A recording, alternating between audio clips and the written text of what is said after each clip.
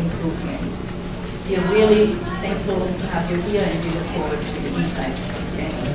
But first, let us welcome Professor Thompson, the principal investigator. Thank you all for being here. We're really thrilled to have this opportunity to present our research with you. This is 5 years, it's actually about 10 years in the making, but we have this opportunity to talk about the last 5 years in particular and how we've developed this network improvement community. We are looking at the improvement of science instruction, both in terms of, I think it has broader applicability than just science instruction though. So I wanted to see a little bit of hands of who we are in here, because it's such a, when you engage in educational reform at the systems level, you get such a conglomerate. In fact, you need different kinds of expertise. So I just wondered how many people are at leadership, curriculum instruction, or professional learning environments, anyone from English language learners, some focus there, and anyone else engaged in research practice partnerships. Super. Well, welcome. We will be drawing on all forms of these kinds of expertise. In fact, that's really, we're all a team from the University of Washington, and that represents all forms of expertise that we do have here too. I think you also see that part of what we're bringing today is looking at RPP, our research practice partnership from methodologically, we're trying some new things around social networking analysis too, so we're excited to share that. So in a network improvement community,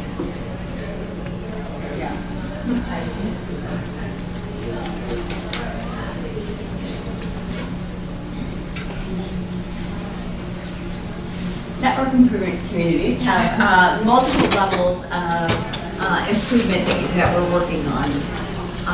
There we go. And so in NICs, in each level you're working on improvement. And for us, we're really thinking about equitable knowledge building and what does that look like in a system. And so for us, we're thinking about what does that look like at the classroom level, meaning how do we both push the boundaries of what kids are asked to do, how do we involve them in designing, writing rich explanations for puzzling phenomena over multiple weeks of, they've done multiple weeks of investigation. How do they come together and write and discuss big ideas of science that can't be Googled? Like, how do we engage them in those tough conversations? And also for us, how do we attend to the scaffolding that's necessary for partnering with our English language learners and bilingual students? And what are their language resources? So we're thinking about improvement at the classroom level. We're also thinking about improvement in terms of professional learning communities and how we bring teams together. So in our partnerships in each school, we have not only the secondary science teachers from that school, but also a science coach, an EL coach. We tried to bring in the administrators into the work too, and then researchers. So we're all in it together. But that's a different way, and there's lots of navigation and different kinds of expertise that we're coming together. So we're looking at the improvement. There's a couple chairs if you want to venture up to the front. So we're also looking at improvement of professional learning communities and how we really share expertise with one another. And for us, we also have to think about, since we're this NIC, this network improvement community is focused at a district level, so we had to think about how do we share knowledge across the district. So we've invested in one school, they gain some traction, then how do we move those practices, both the intellectual and the technical work, how do we move it from one school to another? For our network improvement community, we're really building on about 10 years of work around looking at how teachers use what we're calling ambitious science teaching. We've really partnered with teachers for about 10 years to understand different practices that they'll use.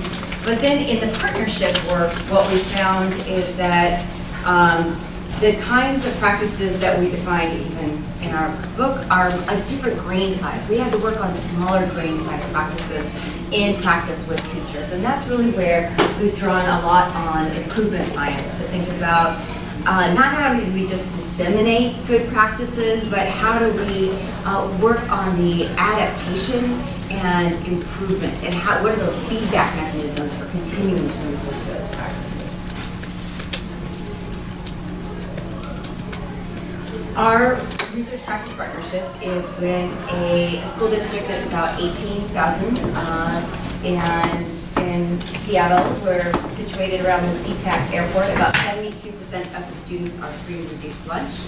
About 25% of the students are ELL, and unlike other parts of the country, we have multiple languages, 25 plus languages spoken in a school. And so the way that we think about language learning is it has to be about multiple different languages. Over time, we have built some supports, and these are going to be important for the other discussions because it's what holds some of the knowledge. So the supports that we put in place, these social structures, really support, are working on this improvement of science teaching, but they're at the now, sort of what you're seeing up here is our professional learning model that's been implemented in all secondary schools throughout this district. So what's exciting for us, what is representative up here, I'll walk you through it, is actually the model that is in play now. We are 2 years past our grant funding, but it is still being sustained. So there's value in it, but let me break it down for you. One is we use these studio models. Now we operate with, the district is able to sustain 2 studios per school. That's really modeled after lesson study. That's how teachers come together. We teach the same lesson twice in the same day. This is really deep, embedded work that we're doing. This is not PD after school. This is elbow to elbow, researchers and teachers and coaches all writing units of instruction, all co-teaching together, debriefing kids' work together. So studios are one form that we put into place. The school district didn't have coaching, secondary science coaching, before we started, and so that was something that was put into play. And we defined a coach really as somebody who would partner in co-teaching. So it's not a coach who's sitting in the back. It is literally someone who is teaching with experienced teachers up front. And so there's coaching support through here that has also been sustained by the district. In fact, the number of coaches is growing. And we, because we were working on networking across multiple schools, it was important for us to put district-wide convenings. So times where teachers from all different schools, all the different secondary science teachers could come together to share their work. And then you'll see the stars here is where we started implementing principal walks, because that's a routine that principals do, so we joined them in walking together and building out some tools around that. So those are some of the social structures that you'll hear through the presentations today. The overarching sort of big story around student improvement is, because we all need to keep our eye on what are we seeing changes for kids. We can tell you about classroom stories, but it also showed up in the data for the kids' test scores too at the 8th grade and 10th grade level. So what we saw interestingly was that for teams who had partnered together as our research practice teams, for 2 years, there was a bump in test scores about 2.6 years. Every year after that, there was an 8% increase. So it's a story about momentum too, and really building within the schools and across the district. And that was regardless of the socioeconomic status of the school. Briefly, what's behind those numbers is really a story about teacher collaboration, teachers working together deeply in their work. This is the 5-year story of using social networking analysis. And let me walk you through a couple things. Liz will do a deeper dive with us into the social networking analysis, but I'll use it to tell a little bit about the story too. We started out working with just a couple schools, developing the studio model. Then we introduced the coaches. Those are the purple squares. And you can see just how important they are to the network for having ideas travel across schools. And we are in the queue with the yellow stars. And you can see that over time, the coaches and the researchers sort of are maintained as being important. So, you know, in some models you think about how do you fade researchers out. We actually found that it was important for us to stay and just tweak how we were interacting with both the coaches and the teachers. The other piece that by year 3 we had involved all of the schools. We started with 2, we worked up to 8 of the schools that we were partnering with, and then in year 4 it's a little harder to see here, but what you start to see is some of the teachers, their nodes on here are larger. That means that they've been nominated more, which means that we're starting to develop a model that is where teachers are nominating one another more as being important to the improvement work, which is important for sustainability, right? We need the teachers to be growing in importance in the network. So we're going to talk a lot about ties. Those are the links that you see between those different nodes. I wanted to define what a tie was and how we looked at it.